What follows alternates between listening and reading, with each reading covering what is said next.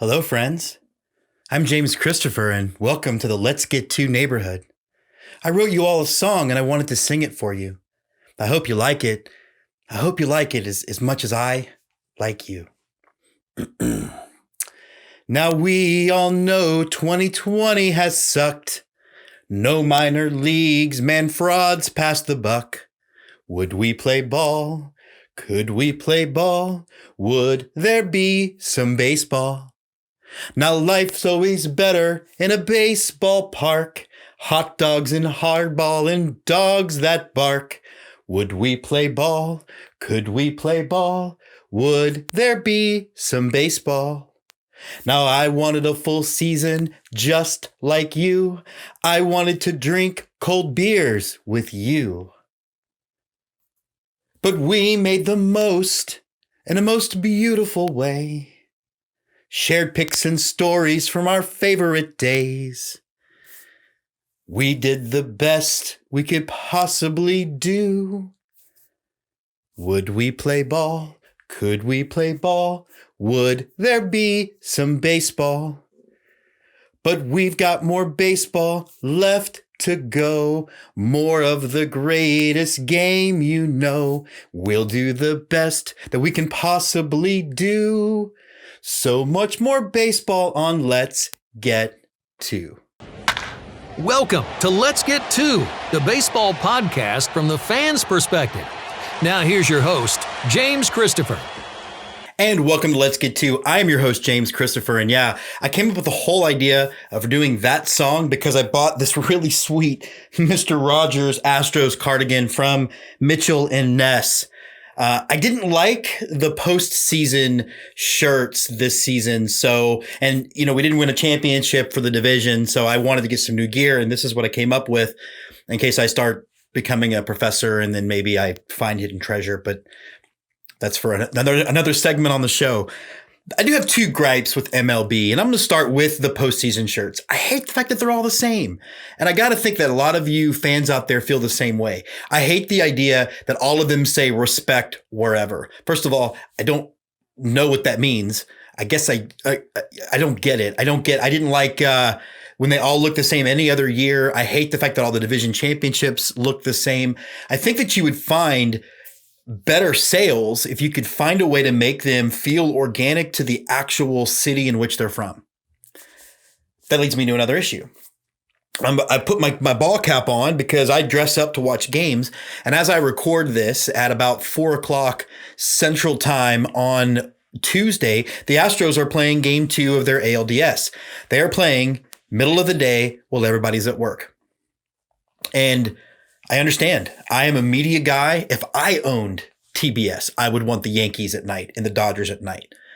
That's what a network wants. A network wants those games prime time, though I do think it also sucks for our friends in New York. The Hitter has talked about it already. Those games starting at 8 or 9 o'clock, it's awful for them too. But I get having the Yankees in prime time. If I'm a TV network, again, I want them on prime time too. The problem is how short-sighted it is. It's short-sighted because the reason why you have a big ratings gap between certain teams playing and other teams playing is because Major League Baseball does nothing to promote other teams. We've talked about this before, but it will be, I think, the death knell of the league, or the thing that will really usher in even more financial problems. Until you promote yourself as a league, until you make a point of letting every brand get exposed, so that way you have the ability to, for financial reasons and all of that other stuff, to make a point of getting every single major league team into the public eye at some point, you're always going to have this situation where the major league front office is going to be sitting around rooting for certain teams to make the playoffs. I've said it before and I've said it again. The NFL doesn't care if the Cowboys are in the Super Bowl or not. Their ratings aren't if they are affected by the Cowboys making the Super Bowl, it's marginal. You see a cliff when it's Astros and Nationals, not Astros Dodgers, and it isn't the Astros out of the draw. So Major League Baseball, I think, really needs to figure out a way to promote themselves as a league, to make sure that things are equitable at the league. And frankly, as much as I don't love the expanded playoffs, that's a good start. But would it have really hurt for Major League Baseball to put this Astros A's series on prime time, the second game at least. Sure, give game 1, game 3, Yankees Rays. What about game 2? I mean, heck, MLB, you spent all this time making the Astros your villain. Don't you want to get a little payoff for that and maybe see all of them get? I mean, maybe people would turn on and advertisers would pay head over fist to watch the Astros get hit all the times we were told they were going to get hit in the first place. What? Oh, they really weren't hit marginally at all? Okay, never mind. Scratch that. Holler and a Swaller, a chug of ballpark brew. Presented by The Hitter Sports. And we're back here on Let's Get To with Holler and a Swaller. And, as we've explained, as the season of baseball that we cover the most on this show, minor leagues, independent leagues, that kind of thing, has phased out, and in some cases of the affiliated minor leagues didn't happen. Some of what we tried to do on Holler and a Swaller, we weren't able to.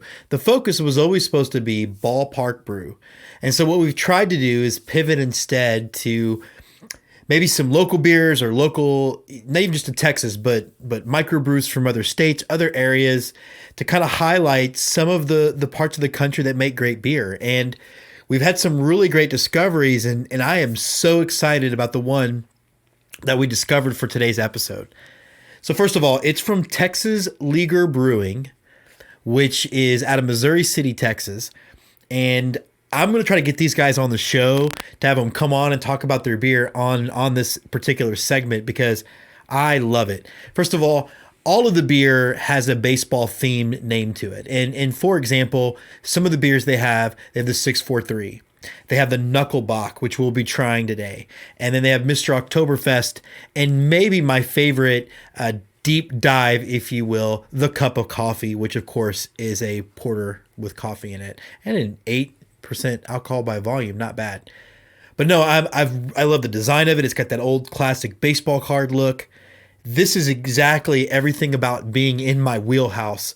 And I'll give a little bit about the brewery from their website. Like America's great pastime, Texas Leaguer Brewing, established in 2017, helps people enjoy great beer for everyone to experience and enjoy. As an independent brewery, Texas Leaguer is dedicated to brewing with integrity. They use high-quality ingredients to deliver brews that cultivate fans and hustle it out every day to keep them in the stands.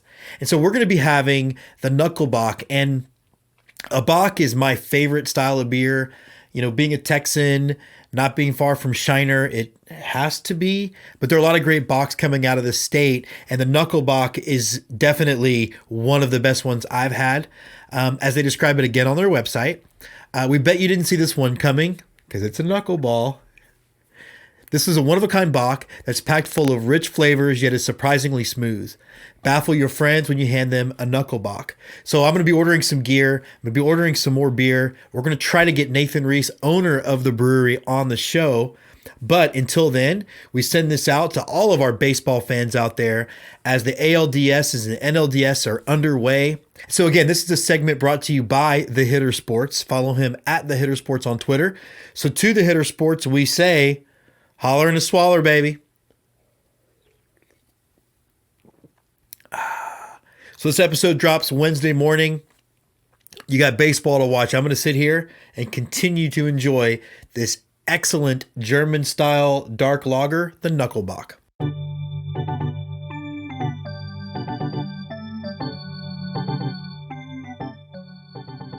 Raiders of the Lost Diamond, a look into baseball's past.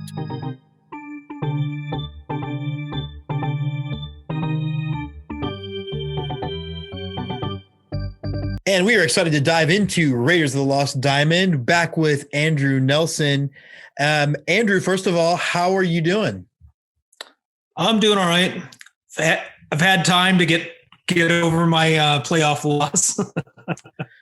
I think mine's still impending, so I'll let you know how it goes. I'm not what you'd call confident about how it's going, but baseball is about more than wins or losses. So let's talk a little bit of whoever it is you've unearthed on your mission. All right. Well, this week's dive back into baseball history, we're going to talk about the Miami Marlins, but not those Miami Marlins. Pretty sneaky, sis. As you know, the current Miami Marlins are on yet another improbable playoff run, but they were not the first baseball team from Miami to play under that moniker. In fact, the Marlins name goes way back in the baseball annals of South Florida. The first Miami baseball team called the Marlins arrived in 1955 when the Syracuse Chiefs were moved south by their owners, Sidney Salomon, future owner of the St. Louis Blues. I'm just I'm trying to imagine the ownership selling that to their employees. Hey, we're going to move from Syracuse to Miami. Right. They probably made that announcement in February. They're like, hey, cool. Yeah. Well, I wonder if they had air AC down there at that time. Probably. The Chiefs had been successful on the field, but they drew dead last in the International League. So that was the motivation behind moving. They continued as a Phillies affiliate in the AAA International League in 1956. And the Marlins' initial lineup featured future longtime Philly and Astro relief pitcher Turk Farrell, starting pitcher Don Cardwell, who would spend several years all across the National League, and longtime New York Giant Sid Gordon, winding down his career, and most famously, Satchel Paige. Okay. Satchel would pitch in 37 games for the Marlins, starting 10 of them, and accumulated a 1.86 ERA over 111 innings and an 11-4 record. He also gathered 6 hits and 42 plate appearances, including 2 doubles, and drove in 6 runs. On August 7th, the team set a minor league attendance record when 57,000 fans came to see Page beat the Columbus Jets at the Orange Bowl. What? A minor league game in the Orange Bowl? Yeah. Nuts. The Marlins would finish their first year with a record of 80-71 for third place out of 8 teams in the International League. In 1957, Satchel Paige would return to the Marlins, but not on-field success. The team's record slipped to 75-78 for a 4th place finish. Paige, throwing in his age 50 season, still hurled 119 innings over 40 games, 8 of which he started. Wow. Had a 10-8 record and a 2.42 ERA. The 1957 Marlins also featured longtime future manager Whitey Herzog in their outfield. Okay. In 1958, the Marlins would slip still a little further, finishing 75. No, I guess not further, but further in the standings. 75-78 with a 5th place finish. The 58 team would also be Satchel Paige's last with the Marlins. Although he was also slipping somewhat, he still threw 110 innings over 28 games with 15 starts. Man. Had a 10-10 record and a 2.95 ERA. The International League Marlins would soldier on for 2 more years, continuing losing records and declining attendance. They'd continue to be a Phillies affiliate through 1959, and then in 1960 they were an Orioles affiliate. In 1961, the team made an affiliation agreement with the St. Louis Cardinals and moved down to San Juan, Puerto Rico, where they still played as the Marlins, but they only stayed in San Juan for a month before moving to Charleston, to West Virginia, where they also played as the Marlins. Strangely, isn't Charleston, West Virginia landlocked? Yes, very much so. Yeah. Tradition, I guess. Strangely, this tumultuous year was the Marlins' best on-field performance with an 88-66 record for 2nd place in the International League. In 1962, the Marlins moved yet again, this time to Atlanta, where they picked up the famous Crackers moniker because the longtime Double-A team had disbanded at that time. They played there until 1966 when the Braves moved to town, and then they moved to Richmond, Virginia to become the Richmond Braves. The franchise lives on after a couple more moves as the Braves' current AAA affiliate, the Gwinnett Stripers. Oh, cool. That's kind of cool that you could trace it back that far. Okay. Yeah. Because for some reason, I just sort of thought the Stripers were something they just drew up. Okay, cool. Yeah. And it's another fish name. So that's and they're both cool fish. That's right. Yeah. Baseball didn't leave Miami for very long. The Florida State League moved in 1962. The FSL franchise would carry several different monikers, including the Marlins from 1962 to 1970, and again from 1982 to 1988. In 1991, the then Miami Miracle moved to Fort Myers. That's the hat. And the Magic City would have to wait only one more year until Major League Baseball arrived with the then Florida Marlins, who've played in Miami ever since. And have made now 7 postseasons and have never lost a post. No, they're 7-0 in postseason series. Right, yeah. Right. They've never won a division title, but they've won 2 World Series.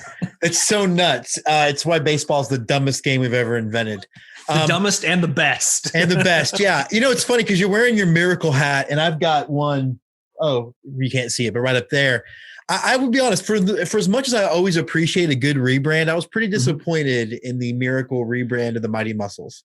It was very much a situation for me where I didn't know I missed something until it was gone. Oh. Like, I never loved the Miracle branding that much, partly because if you look at like the M in the palm tree, it's kind of off kilter and off center. It looks odd on a hat. Yeah. But I was really, I'm still not won over by the Mighty Muscles. Purple and gray are kind of weird colors. I don't know. I mean, it'll probably grow on me, but I was really disappointed that all of a sudden the Miracle merch went away, and then they brought it back for a flash sale one day. So I picked up that faux back hat that you've got.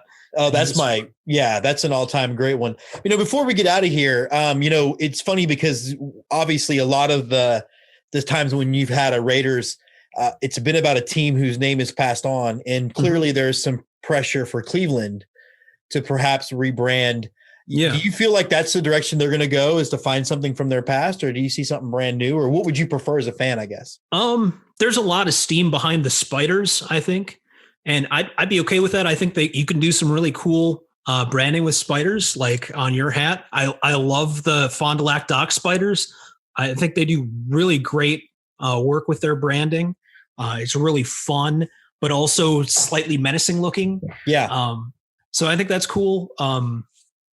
As far as the historic team names go, there aren't a ton of different ones. I mean, there's the Spiders and the Broncos and the Blues. They're not going to be the Cleveland Naps because nobody knows who Napoleon Lajoie is anymore. But yeah, I'd be happy with Spiders. I mean, pretty much anything is an improvement over Indians. I'd love to see it go. I wish they'd just gone with the Cleveland baseball team, like the Washington football team has this year. Okay, so that's an interesting point, and we've got a little extra time. I don't really like Cleveland Indians. I have less problem with the Spokane Indians. Oh yeah, absolutely. So you feel that way too, that it's not the Indian word necessarily. It's not necessarily, but I mean, they only got rid of Chief Wahoo, 2 years ago? Yeah. And there's still a bunch of people who are really pissed off about it, and people who show up in terrible headdresses and things. Whereas the Spokane Indians, I mean, they have huge buy-in from their local Native community. They really do a lot of outreach, and I think they do really cool stuff there. And I know that they had to help with the brand design. Like they had they have a say. No, okay, cool. I mean, I'm on the same page. I don't know, like I don't know how I feel about Braves, but I don't think the tomahawk chop should be a thing. Oh yeah. I know it's a weird. Yeah, I'm on the same page. I mean, if you get local buy-in, if you work with your local Native community, I don't see a problem with that. I mean, like the Florida Seminoles and the Utah Utes, like they work with those tribes and have agreements with them. So that's, that's good. Like, right. That's respectful. It's not doing this and making, horribly offensive chants. Horribly offensive. Yeah. No. Okay. Well, yeah, we're definitely on the same page then. All right, Andrew, we will have you back on in just a few weeks. Okay. All right. Sounds good. Talk to you soon. Have a good one, Jim. On deck, the Let's Get To interview, brought to you by Marco Fine Arts. All right, so we're excited to welcome to our On Deck segment our interview of the week, Michael Schwab, who is an investigative reporter out of Houston, Texas. He's worked for Politico, USA Today, and as he has on his Twitter feed, when he's not putting people in his wall of shame or Astros manner, he's trying to highlight some of the hypocrisy. First of all, Michael, how are you doing today? I'm doing pretty good. Astros are playing now. So when this goes live, I'll have the answer about that. But I'm feeling pretty good about life right now. I'm feeling good about life, too. I think Basslett's going to get knocked out. I hope I didn't just jinx us. I brought up Astros manner, which is the thing that you kind of created based on John Boy's typo, which, by the way, I love everything about that. But you've been talking a lot about the sign stealing. Why is it that I feel like baseball fans and baseball media have embraced what they know is a hypocritical stance when it comes to how they're covering the Astros and the signs? Yeah, so I think the biggest thing is that the Astros are the villain now. I think it's moved. We've taken the place from the Yankees, and now the Astros have taken that for some reason. It's funny. I worked in the media for many years, and it's funny how media shifts work. I'm not going to say that there is a true bias in how this works, but, going back to my days of working for major companies and worrying about clicks, you follow the trends and you follow where people are talking. You literally go on Twitter and you say, what's everyone talking about? There you go to googletrends.com and you say, what's everyone Googling? Well, everyone's Googling the Astros cheating and everyone's upset and butthurt about it. So all these media sites are going to lean in heavily to that because they want to get those clicks. Now, do they actually care about the integrity of the game? It's really hard to say. Do they really care about selling clicks and selling sponsorships? That's usually what we see for the big ends. And that's why you'll see someone like Golf Digest say, oh, Oral Heishiser just schooled Altuve. It's like, who cares? But they want the clicks for it. So the hypocrisy that I'm trying to bring to light is that we all know that baseball has been a shamble in regards to cheating since the beginning. And you find it on my Twitter page, Michael Schwab 13. I have a Twitter thread of all the hypocrisy all the way back to 1874, I believe, where there's just been just so many forms of stealing that we've seen. And it's not just a guy on second base. I'm talking about a dude in in the bullpen or up somewhere on a light pole. And you're like, this is crazy. And it's like, then you're like, well, cameras. You're like, well, did you see how they used to do it? Right. So, my main thing to bring it back to old Jam Boy is that, it's easy to laugh at it and say cheaters, but people aren't looking in the mirror. And so John Boy said, the Astros did it in a manner that no one else has done it. And he said it MANOR. And I'm like, well, a manor, you know what? That's a big old castle type thing. Let's make Astros manners. So that's where we're just school. Yeah. Like, all right. I do think one of the things I've noticed, because I'm in media in a different form of it than you are, but it does seem like anytime the news cycle slows down for Major League Baseball, there is a news story, which now is much ado about nothing about this. That's what you're talking about, right? I mean, that's pretty the main thing. I mean, we're talking about off-season baseball when you get The Athletic doing the first major story. And then you have the other big one, the Wall Street Journal. That was also the off-season. There's nothing going on and their people are looking hard for it. And reporters are going to dig when they feel like they need to. Now, are they going to dig to find the truth all the time, especially what are the other teams doing? They probably won't. And I can't speak truly about what I know about this, but I do know that there are several national reporters who are in the pockets of Major League Baseball or other teams because there is this give or take. You're going to give me information. I'm not going to cover you in a wrong way. And it's just this nasty situation that existed for so many years because that's how people hear the stories. And so I go to the Yankees letter, and let's talk about that for a second. Sure. Not many people are covering that because there's a lot of things in there that's going to make it hard for these news sites to do. Now, in media, you have this thing called aggregation. And what that means is that if Wall Street Journal posts this story about the Astros, me at ESPN or New York Post is going to grab clips from that, pieces. I'm going to take the headline and I'm going to try to go off that search. Well, you haven't seen that happening with the Yankee letter at all. Now, that's a lot to me because what it says is you could easily do that, but no one's searching it. No one outside of Houston cares. So all these sites are like, we're going to turn our nose to it. We're not even going to deal with it. And so, when there's a car wreck, all these news sites say, this is where the car wreck happened. Well, no one's following it because they don't care. They only care about one thing, to prove that the Astros are the worst team in baseball. So it's really fascinating. It's kind of a disgusting mess in regards to media.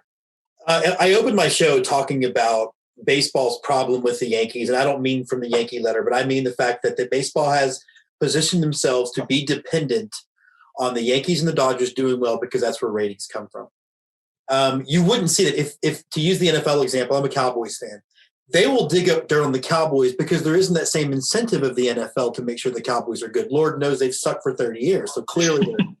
But that's again, it doesn't surprise me that we would find out that there might be reporters who would be incentivized to not dig up dirt on the Yankees, because that is where the money comes from. Yeah, at the end of the day, we're talking about I'm not going to say this is like the coastal bias in sort of a political sense. I mean that in a sports sense. You have big money makers in Los Angeles and New York, and this is where the major marketing is coming from. And it's important for them to make sure everything's doing fine there, because when you get a World Series that's the Nats and the Astros, they're going to say nobody cares. And the ratings are there. I mean, you get the Yankees in there, even if people hate them, they're watching it.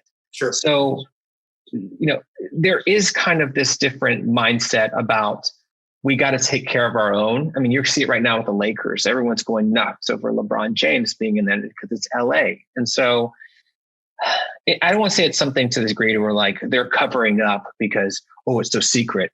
They're just trying to do their job to a certain degree.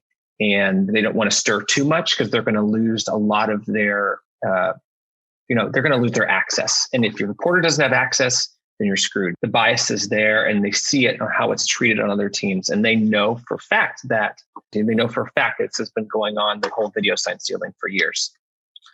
And I think we're going to start to see some of that. I think you talked about this on Twitter too, Orange Team Bad. We're going to start to see a lot of that when some of the players leave, and they will sort of become exonerated as a result of them leaving the Astros and moving on to someone else. And that's happening right now with Marwin Gonzalez. I mean, he was on, he's on the Twins. He was a part of it. Tony Adams, the biggest user of the banks, of him and Carlos Beltran, according to Tony's research. Right. One of the biggest people who used it as most is Marwin, and he's on the Twins, and no one cares. And even I saw somebody from Yankees Twitter tweet about Carlos Correa, said, hey, when he becomes a free agent, who wants him as his new shortstop? And everyone below it was like, yes. So it's not about, it's Orange Team Bad. It's not about the player. It's about the team. They want, and I think for Astros fans, it's not so much leaning into we cheated and hate us. It's more along the lines of, okay, we're the villain now, but let's do this in a different way. Let's prove the truth. Let's bring the truth to the light. And it's not like we screwed up and screw you guys. No, it's like, we're going to show you guys what's really going on with the whole league. And everyone needs to stop turning their nose up and say, let's fix this whole thing. Why not do just earpieces for every pitcher? Just be done with it. But people don't want to do that. And so you bring up the Yankee letter and people are like, no, don't do that, because that's going to be another sense of saying, here's what's wrong with the league, not just the Yankees, the league and Manfred and the cover up. So yeah, people just want to be mad at the Astros, and they'll do whatever they can. Do you see any? I know we're going to wrap this up, but do you see any resolution? Like, how long do you think Astros fans are going to have to put up with this behavior that we're dealing with?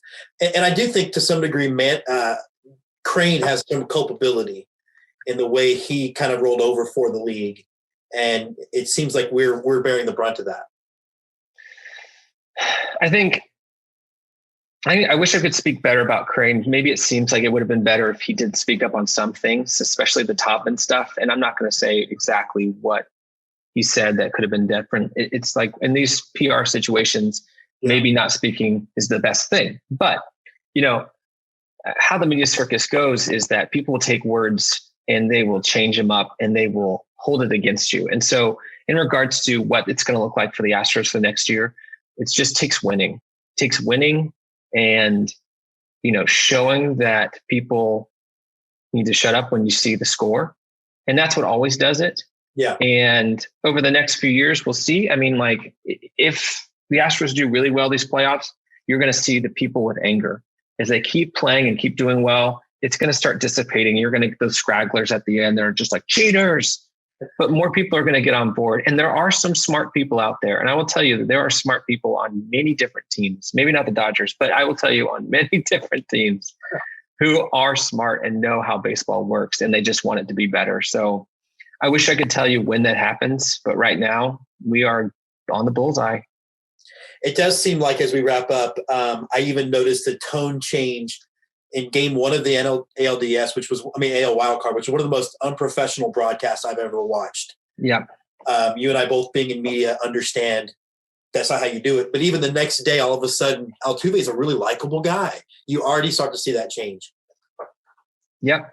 I think even, I think when players are doing a bit better and when people will be like, hey, I want them on my team at some point, or when someone calls out the media, then they'll be like, no, but we're unbiased. And that's when you're like, no, let's be honest here. We know what's going on.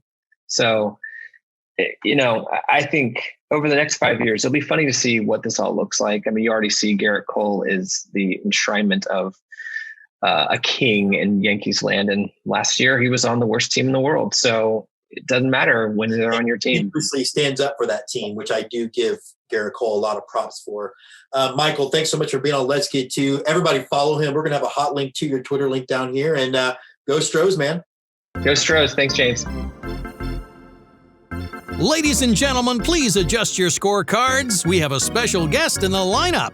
We're excited to be joined on Let's Get To on our Adjust Your Scorecard segment for our special guest, Mr. Darrell Mitchell, Austin-based actor, and as you can probably tell, Marlins fan. Darrell, how's it going? That's right. Thank you, James. I appreciate being on Let's Get To. I love the podcast, man. I'm happy to be here. And yes, there are Marlins fans. There are some even across the country. They probably have a connection to Florida. I don't imagine a bunch of horde of people, jumping on the Marlins bandwagon. But yeah, thanks for the holler and swaller the other day. Yeah, appreciate it. Yes, we're out there. As you can see by my vintage Marlins starter jacket, I was a fan when I was a little boy. I love that. It's funny because we could have had you on to talk about a number of things because you and I are interested in a lot of the same stuff. We could be talking Michael B. Jordan as Green Lantern, but that'll be a whole other conversation. But, the Marlins, I guess give them the World Series because they've never lost a postseason series. Is that how that goes? They've never lost a postseason series, man. I think you're right. You can just pack it in and call it done because, Marlins got in. They're 7-0 in playoff series. They won in 1997. They won in 2003. And then, of course, the poor fan base, those teams get completely dismantled afterwards. So, South Florida's been through a lot. Hey, we're kind of built for this season, right? We're used to playing without fans. Just saying. I told Scott McIntyre when he makes that joke about Tampa Bay, I say, listen, this is a positivity, but you can say it about yourself, I guess. We might be winners in that category. I think there's a lot of Marlins fans that stay home. I think, the stadium isn't very good representation of how many Marlins fans there are. I think there's a lot of cheap, disgruntled Marlins fans that are just happy to watch from home. So absolutely. We're good. Are you from the area? How'd you become a Marlins fan in the first place? Yeah. I was born in Hollywood, Florida. And of course, as an actor, I'm trying to make a manifest destiny reality and get to the other coast. But yeah. I was born in Hollywood. I grew up a baseball fan. So my dad played baseball for University of Miami, the U, a legit program for that legendary coach that was like winless in several seasons. So, yeah. So he grew up a baseball player. He played with some great guys. He actually was coached by Demi Maneri, who's a legendary college baseball coach. His son, Paul Maneri, coached Alex Bregman at LSU. And some other famous players at LSU. And that coach, Paul Maneri, my dad has videos of him as the ball boy in the dugout. So they're like talking crap to him and making him do stuff. And that's little Paul Maneri, who's now this coach at LSU who's won like championships and stuff. So yeah, my dad had this big baseball connection, so I grew up loving baseball. He's a child of the 50s. So, of course, Mickey Mantle's his hero. Sure. His family's from Connecticut. So they grew up, huge Yankees fans. And, me and you are similar ages. If you grew up in the 80s and, maybe you're a teen in the early 90s, like if you're in South Florida, your team was generally either the Braves, who were the closest logistical team, or you were a transplanted Northeasterner, so you were probably a Red Sox or Yankees fan. So chances are you like those three teams. And of course, we get the Marlins in 1993. So that's really cool. Marlins and Rockies came out that year. My parents were in a cool enough position to know some other working class families who like split some season ticket packages. I think we got 2 seats and they were split amongst like 7 or 8 families, right? So we basically got like 10 to 20 games a year we would go to. Wow. You know, depending on the season. So I think for the first 3 or 4 years, we had season tickets. They were like nice club seats. But, you know, even back then, those tickets were maybe like $20 face value. They weren't like huge, expensive tickets. It was a football stadium, right? It was the old Joe Robbie Stadium, now Pro Player, now Shark, now Monster Stadium, whatever. They've named it a million things for the Dolphins. They've had about as many names for that stadium as they've had quarterbacks since Dan Marino has left. You bring it here to throw some shade on the Dolphins. Before we get to some other baseball connections you have, though, what makes this Marlins team's been fun to watch? First of all, yes, I was telling you this in our pre-talk that probably me growing up, my favorite non-Astro and my first favorite ball player that wasn't an Astro was Don Mattingly, Donnie Baseball. You know, you've got him and Jeter doing their thing. What has made this team the most fun to watch? Mattingly has been really fun because, you know, he's kind of more of an old school coach. He doesn't like disregard analytics, but he's not super married to them either. And you kind of get a feeling that maybe he has a little more say so than most teams. And Jeter's kind of old school as well. So, I've followed this team through so many ups and downs over the years, mostly downs, but some really big ups. They got a fun young team, man. They really do. They traded away a couple pieces last year, and they traded stars like, you know, Real Muto and Stanton and all these guys. And Jeter's stance was, hey, you had all these guys and you were still losing. So why pay all this money? We need to turn a profit. I get it. But you know what? One guy that's really huge this year, and they got him in the Real Muto deal. They got this pitcher, Sixto Sanchez, and he is amazing, man. Yeah. And they have other great young pitchers like Alcantara, who was an all-star last year, Pablo Lopez. So they're on the come up with pitching. And historically, they're pretty good at putting pitching staffs together. They got a couple bullpen pieces that are decent. They got a fun guy in Jesus Aguilar, who had a monster year a couple of years ago. And last year he had a down year, so it was a really good pickup. They made a trade for Starling Marte, who's a fun player. But mainly they just got scrappy guys, man. They really do. They don't have any big stars. I would say Brian Anderson is probably their best hitter. And, you know, he's definitely not a household name. He's not even really a name amongst all baseball fans that you would like need to know. So they got a bunch of scrappy players who play with heart. I think Don Mattingly leads them really well. And they don't care, man. They're used to playing without a lot of support. So they're ball players. And they are, and they kind of play small ball. You know, they're not relying on the home run. They kind of do some old school things. I think they have a chance against the Braves. You know, by the time this airs, we'll know what happens in game 1. But I think they got a good chance, man. They're a scrappy team. You know what I really liked? I was really impressed with how they rallied around that bottom feeders thing. You know, they got the T-shirts made. I love that. Yeah. Hey, man. Hashtag fear the fish. I'm starting it right now. Okay. We'll get that going. Before we get out of here, though, I do want to drop a little bit of trivia. You've got a connection. I mean, you're also a Yankee fan, and you come by. I am. I'm a Yankees fan. So in 2003, I was so happy because the Marlins and Yankees played each other. Of course, I went for the Marlins because, you know, Yankees had already won a lot. But I am a Yankees fan. I'm a Yankees fan because my dad, when he played, after he played at he went back to his junior college alma mater, which is Miami-Dade Community College, which is one of the biggest community college programs in the country with the best athletics.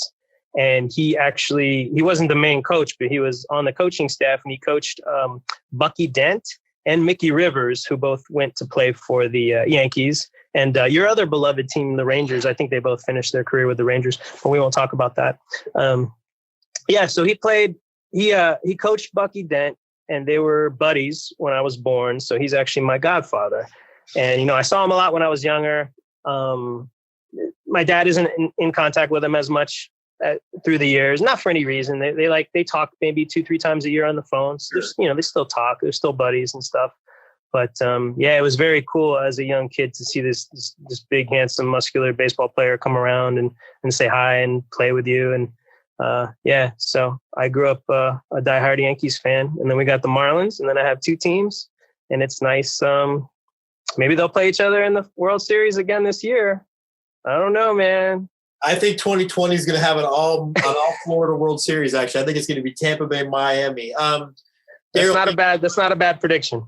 I think it's going to roll. Darrell, thanks so much for jumping on. Let's get to, man. Hey, thanks, buddy. Let's get to.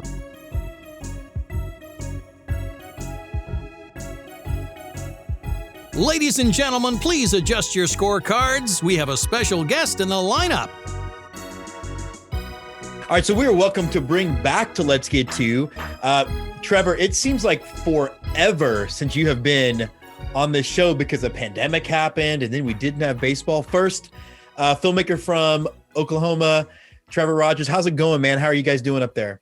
We're doing well, man. A lot of films shooting in Oklahoma right now, and you've got football back in the state, which I think people are they were happy about, but the last 2 weeks pretty bummed out about now. So, yeah. But we're otherwise doing okay. So, you're a big Sooner guy, and what you can't see right now is underneath, it's got your resume and it's got the fact that you told Bob Stoops, like scrolling underneath you. We have a German Shepherd sighting, by the way. We do. This is Look at this, the intelligence level of this conversation. Mine's in the hallway going, oh, what, this again, Dad? We're talking about.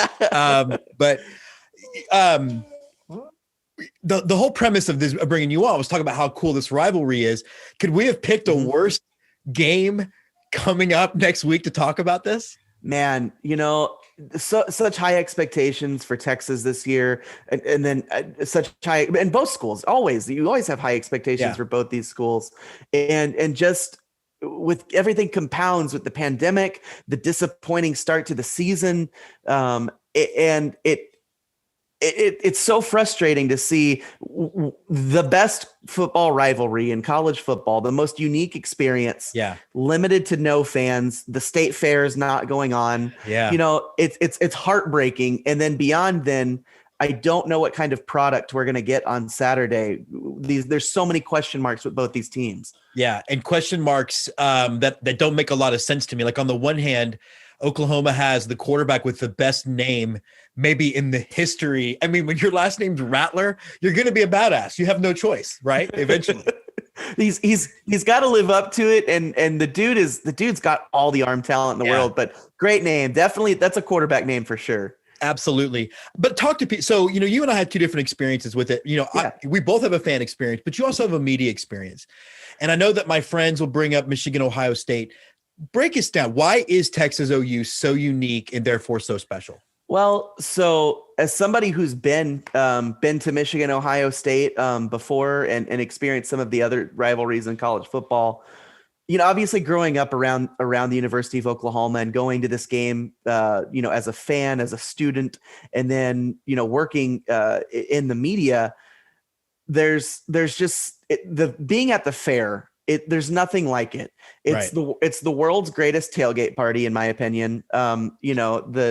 Having a Fletcher's Corny Dog and a Shiner Bock at 11 a.m. is, it's something I look forward to every year. And then even beyond then, it's great football. And so it's the closest thing that you have to the environment. And even then, I'd say it's still better. But to having this college football playoff, BCS national championship, big bowl game vibe, because it's the only game where you've got 100,000 people there and it is split 50-50. And so you don't get that experience even at the college football playoff. It's a lot of donors and a lot of other people that are just there to witness the spectacle. No, this is truly two fan bases that hate each other, but also like they look forward to this so much. And being at the fair, walking down the tunnel, if you talk to former players, you talk to the coaches, broadcasters, they'll tell you there's nothing like walking down the tunnel before OU Texas or Texas OU. And I know up here we call it OU Texas. Yeah. But we don't call it the Red River Showdown on this show. It's the shootout, damn it. Exactly. It will always be the Red River Shootout. But when you walk down and you've got this big chain link fence that keeps, because that's actually the OU side of things. Yeah. The south side of the stadium. You've got this chain link fence to like protect the players and personnel from, drunk Oklahoma rednecks. Right. So explain that part too, but not to cut you off, because people I think it's divided in a way where Texas comes in their side and OU comes in their side. No, it's divided the other way in both tunnels, sometimes at the same time. Yeah. And man, when they come out, so they've done some renovations in the Cotton Bowl, and the locker rooms are in a lot better shape than they were when I was growing up. Yeah. And when they come out, it's amazing. Like, more things don't happen in the tunnel because they are screaming at each other across the stairs. They come down the stairs and then this big long ramp. And there's so much security in there to keep both teams away from each other. It's an insane experience. And then you come out and it is, 50,000 basically on each side. 50,000 is the size of most stadiums in the Big 12. Right. And, I've been to Lubbock and it's loud. That's loud as is. But it's so deafening when both teams come out. And when you cross that 50-yard line and you're in that other team's territory, boy, it is a different world. It is a road environment without being a road environment, so to speak. Yeah. There's just nothing like it. The contrast, the colors, the fan base, the talent. It is just an unbelievable experience. If you're a college football fan, you got to go. You see crazy intimidation tactics. Like, I remember one time OU intentionally warming up a little bit into Texas's half of the thing beforehand. I've never seen a game from a Texas perspective where Longhorn network reporters or whatever will judge the outcome of the game based on the energy level in pregame warmups. No kidding. No kidding. There's always jawing. I've been down there a couple of years where you've seen them. There's pushing and shoving as both teams are warming up. I think my personal favorite thing, and of course it ties back to, it's a Mike Leach story. In 1999, Bob Stoops' first year, Mike Leach leaves a decoy playbook. And Texas picks it up, and Oklahoma gets off to a big lead in the first half. And you're thinking, man, Oklahoma is going to run away with this when Texas comes back, wins the game. And but that is it. It is the showmanship. It is the theater, the spectacle that it's not just the football, it's everything leading up to it. Yeah, no, you're exactly right. And I think I have the privilege of being 3-0 at OU games that I've attended. Oh, man. But I definitely don't have that record. Yeah. What was it? Just name real quick, one of the more memorable games that you covered when you were there. Well, so the most memorable one that I covered was probably we'll do this in two parts, because the most memorable game I went to was the Chris Sims, Roy Williams Superman play. My apologies. But that, from being a fan, being a little kid, I'll never forget that experience. But the year that this was actually my last year covering the team, Kyler Murray's only year at Oklahoma as a starter, and plays terribly in the first half. 3 crucial turnovers, 2 bad picks, and a fumble, and yet still single-handedly, brings Oklahoma all the way back, and it takes Dicker, the kicker, hitting a 48-yard field goal as time expired, basically, to walk away with that one. And I think I say that one's memorable because I was down in the Texas end zone when Kyler Murray breaks it off for that 49-yard touchdown run, untouched, and we see him doing this even in the NFL. Yeah, I'd seen Kyler Murray the flashes of brilliance there. I've just never seen anybody play football so effortlessly than Kyler Murray, from a throwing perspective, and then just running, he almost runs in slow motion. It's so fluid, and just to that emotional swing from Oklahoma being down 3 scores in the fourth quarter to it's a tie game in the blink of an eye. That's what makes that rivalry so fun. Is it doesn't matter where these teams are at. you're gonna get at least competitive football for the most part.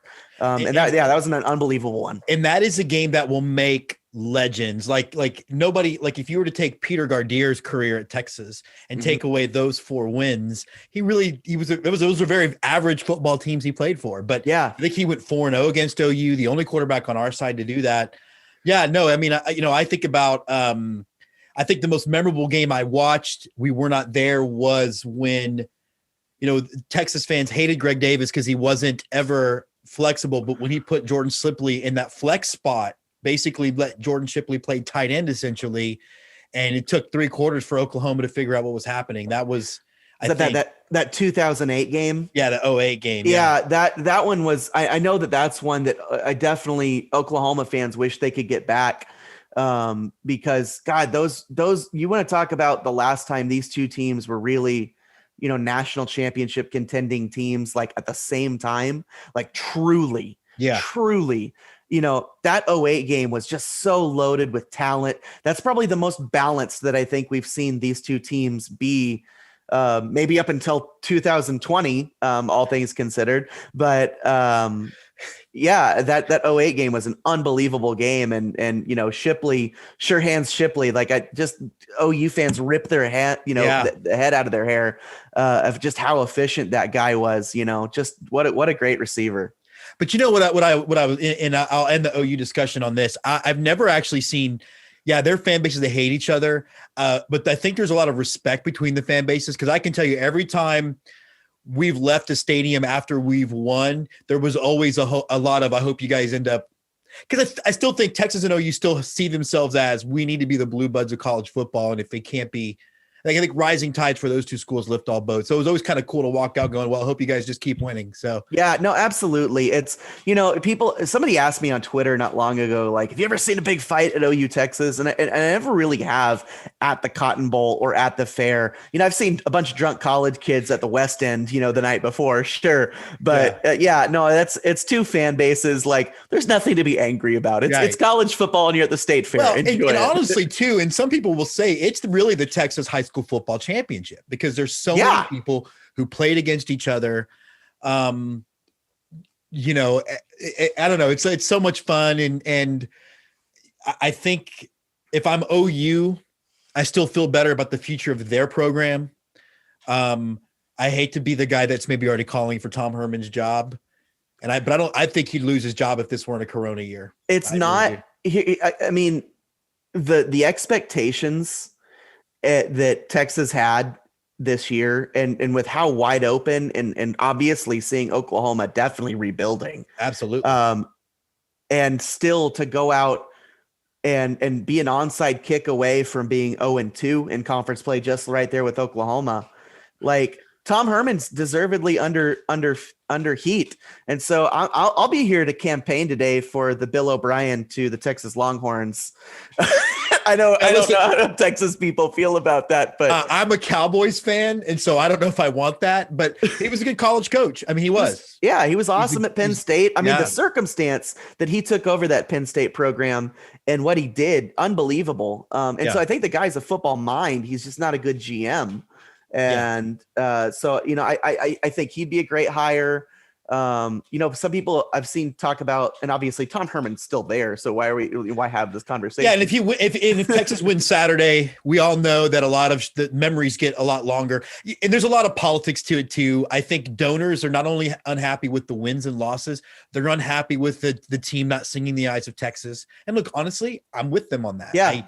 I get all of that, but the players and everybody, they came together and they had a list of demands, and some were met, and they all agreed to sing the eyes, and they haven't done it. And so the two things that Texas is really, I think, missed out on. And I think one thing that they're so gun shy is, you look at the end of the Mac Brown era, and it was, it was time for Mac to go. Sure. But at the same time, Mac was so endeared to Texas culture, and,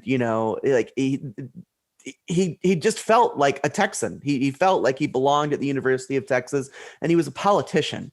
And I've heard some people use that against Mac Brown, saying, "Oh, he's too good at the politics of being the coach at Texas." And I get it. Texas needs a football coach, but they've gone after two guys in Charlie Strong and Tom Herman. To me, that are just way better suited for an NFL style, like just straight business. Like Sure. they just haven't attached themselves to the university. It's really hard to keep your job when your fans don't feel like you've connected with them. I completely agree. And I really wish it had worked for Charlie because I actually really liked him. Great guy. Talked with him for like 30 minutes at Big 12 Media Days about fishing of all things. And so just such a genuine down to earth dude. Good dude. As we wrap up, then you are kind of our Red Sox guy. There hasn't been a lot to talk about with your Red Sox, which is why you haven't appeared since the COVID started. Don't want to talk about Mookie Betts. I don't want to bring that up. I could Chris Sims you with that, but no, going into this, what are you thinking about it for a manager for the Red Sox? Do you see Cora coming back or do you think go a different direction? I was about to say, I think Cora to me, I think they love Cora, and I seeing, what came out from Major League Baseball, a slap on the wrist. I don't know if we're ever going to know truly how involved the Red Sox really were in this. We won't. And I don't think Major League Baseball wants that to be like, I think the Houston Astros getting hammered the way they did, it hurt baseball. Like, and people can be mad at the Astros all they want, but this is the league that has always been, if you're not doing something, that is a little bit outside, pushing the envelope, and you could call it cheating, whatever you want, you're not playing baseball. And so the fact that you've got like an intern essentially be able to figure out, well, hey, let's look at the video from this. Nobody said you couldn't do it. And so I think with the Red Sox too, and beyond that, the whole league, I don't think you're going to see that happen. I don't think anybody's going to come crashing down. And I think it makes Alex Cora be very attractive again, because one, the clubhouse loves him. Yeah. The ownership very clearly still has a great admiration and respect for him. And that's the most important thing. And then two, the fan base is just clamoring for him. I agree. I won't be shocked to see him come back. I saw that he's a leading candidate for like the Detroit job as well. Yeah, but I think they're going to go AJ with that. I think so too. But even beyond that, I was going to say, you look at where the Red Sox are positioned, for 2021, to me, the cupboard is not as bare in Boston as it is in Detroit. And so if you really do have the option and the Red Sox are really interested in Cora, that to me, that's the hire to make. That's the way to go. Well, I'm glad you said a lot of that too, because I think I think a little bit differently about the Red Sox being punished and the Yankees. We're never going to know what's in that letter. And I think Major League Baseball realized that they had a fan base and a team that really nobody cares about nationally, that they could at least make it look like they were punishing. Yep. And let everybody get away with it. And I'm okay. I understand it from a business perspective. What I don't like is other fans equating that to means we've never done anything wrong and therefore telling me to kill myself on Twitter, because that's happened. So no, as usual, you bring a sense of calmness to the discussion. Deep breaths. I think look at the Astros. Clearly they're a good baseball team. They're in the postseason and they've got a great chance to advance. I think they're a dangerous team. I think they're still loaded with talent. Yeah. And so I think they've taken their beating, they've taken their licks this year, and to still be in the position that they're in. I mean, the Red Sox finished 5th in the East, so we can't even say that. So like it's a unique position for the Astros to be in, and time heals all wounds. Like, that team will be back. And especially if they do it, the right way, so to speak. Yeah. But there's no scandal following it. Like, it's really tough to ever put an asterisk on the Astros because they're so loaded. They've got so much talent to just not be there.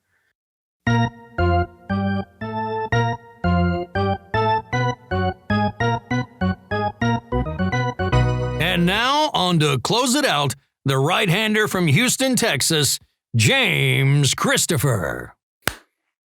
So that does close us out. And I want to thank everybody for listening to the show, watching the web version, interacting with us online. It really does mean a whole lot.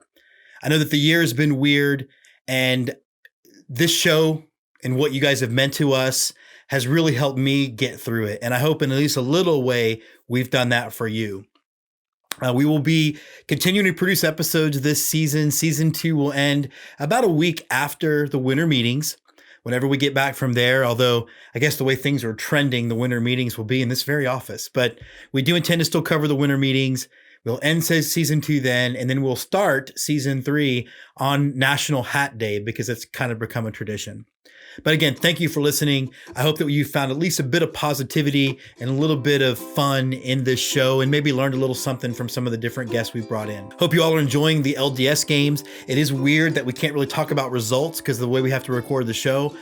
Truth be told, none of them have started yet as I record this episode. But regardless, whether the baseball games are on or off, there's always time to enjoy Let's Get To. Like, for example, right now, it is Monday afternoon at 2:40 p.m. and OU still sucks. Hook 'em horns, baby, and let's get to.